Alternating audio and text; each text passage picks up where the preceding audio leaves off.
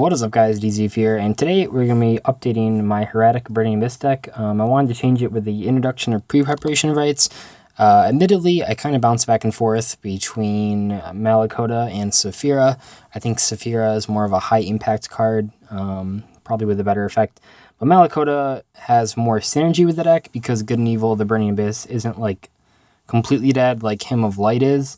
So I just decided to play Malakota in this version. But some of the things are different from the last time that we updated it. The metagame has changed a bit, but this version is pretty streamlined, but we'll just get right into it. So we're playing 3, Tefnuit, obviously like the best one.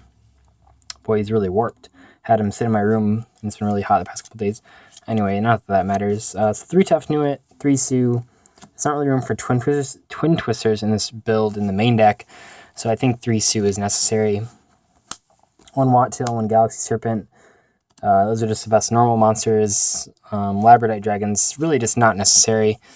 I always mention it, but there's really just nothing you want to make with it.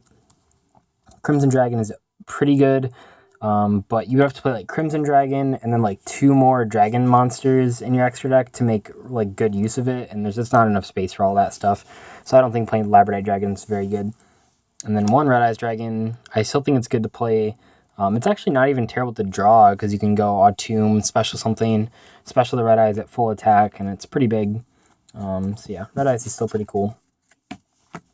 Moving on, we had the BAs. So we have 1 Malakota. So once per turn, you can like discard a BA to make a monster lose that much attack and defense. That's okay, but realistically, you're just summoning it to trigger your Hieratics by tributing them for the ritual spell. And then Good and Evil is pretty good to like cycle through your Burning Abyss monsters. And then yeah, when it's destroyed, you can target a card and then send it to the graveyard, which is a pretty cool out to a lot of random things. It hits floodgates and stuff. Yeah, it's pretty cool. Then you only have to play the 1 copy because you can just keep adding it back to your hand with pre-preparation of rights. Then we're also playing 2 Skarm. Skarm's really garbage in this deck. I mentioned that in the last deck profile too. Luckily, no one really argued with me about it. But yeah, Skarms is not very good. It's not really anything to search outside of Tour Guide. You usually just want to keep the Burning Abyss monsters in deck to send with Beatrice. 2 Seer. Seer is obviously really good. 1 Graph, which is surprisingly bad for some reason that Skarm is, where like you want to keep your Burning Abyss monsters in deck, but you obviously need Graph for like the consistency boosts and hitting off of Foolish. Milling it's pretty good by accident. So yeah, you have to play Graph. 3 Farfa, definitely the best one. The 3rd one comes up a lot in this deck. Your opponent never sees it coming. I don't know. Farfa's good. 1 Kelcab, 1 Alec, and 1 Barbar. I would play Kelcab regardless, but I think playing Alec and Barbar are especially important when we're playing triple Good and Evil for the Malakota, just because like having extra things to discard to search is pretty cool and just cycling through them. So yeah, a little bit more Burning Abyss monsters than last time. And then 1 Tour Guide, pretty good monster. Not so good against back row, but obviously just incredibly powerful. We're still playing 3 Destiny Hero Malicious, as well as a Plague Spreader Zombie. Just some of the combos you can do with this card. It actually expands even more when you have pre-prep in the mix, but just the basic combos is that if you have a Malicious, a Tefnuit, and a card in hand, you end with a Beatrice and an Omega, and then if you have Malicious, Tefnuit, a card in hand, and Sue, you end with Beatrice, Omega, Beals, which is pretty powerful. So that's why we're playing the 1 Plague Spreader.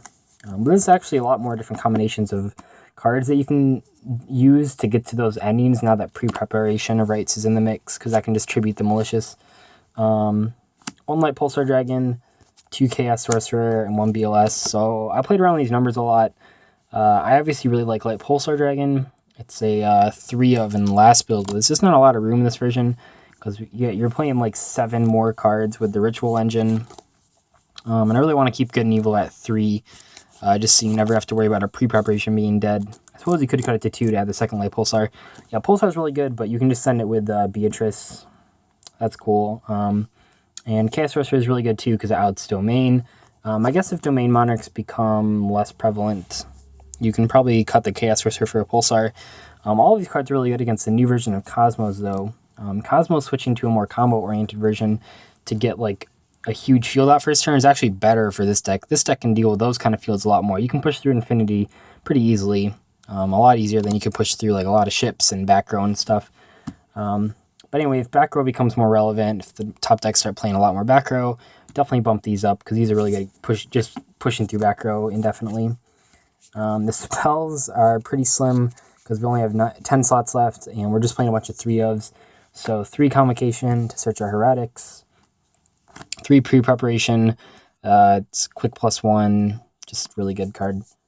3 Good and Evil to search out with the Pre-Preparation. Like I said, I think you want to play 3 of these. Unlike a lot of ritual spells, this card's good in the graveyard because it like discards you and searches stuff and triggers stuff. It's a good card. And the 1 Foolish, which I don't know, like I thought about playing Twin Twisters over this, and maybe like 2 Twin Twisters instead of these last 2 slots, or like fitting another Pulsar. But I think Foolish is actually just too versatile. You can just do way too much with Foolish that I think it's mandatory.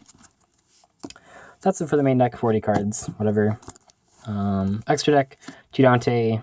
The Dantes aren't very good in this deck, so you usually what usually happens is you make the first one just by using 2 Burning Abyss monsters, and then you make the second one when you search the tour guide, and then you like never make a Dante besides that. So you definitely only need 2. I can't remember the last time I ever missed a third. However, you do make 3 Beatrice quite a bit, because remember, we're making her with straight level 6s, so you can use her the effect on the turn that you summon her. Usually you're making her and then like extending your combo by sending a Malicious or Light Pulsar or Plague Sweater or whatever. So she's mandatory at 3. 1 Pilgrim and 1 Virgil for our targets for the Beatrice. Virgil's good because it's level 6. And its effect comes up sometimes, but usually you're just making it because it's level 6. 1 M7, 1 Strike Bouncer, 1 Autumn, and 1 Utopia Beyond. Can't remember if it was Utopic or Utopia. But yeah, so Utopia Beyond is pretty aggressive. Both of these cards, or I guess 3 of these are like aggressive, and then the Strike Bouncer is defensive. The Autumn is usually good for just setting up big fields, big defensive fields that are tough to get over for most decks. 1 Gaia Charger, 1 F-Zero, and then our 2 Synchros are Beals and Psyframe Lord Omega. So that was the updated deck profile. Pre-preparation is really cool. Just another deck that, I don't know. I think a lot of decks can benefit from pre-preparation. Random +1s make ritual monsters a lot more playable. So yeah, that was Hieratic, Burning Abyss. Some things you could try out are extra copies of Light Pulsar, and Twin Twisters in the main, depending on your local metagame. But overall, this deck's really cool, fun. It can push through pretty big fields. It can crank out pretty big fields. It's just a lot of fun. Try it out. Yeah, I'll see you guys later. Bye.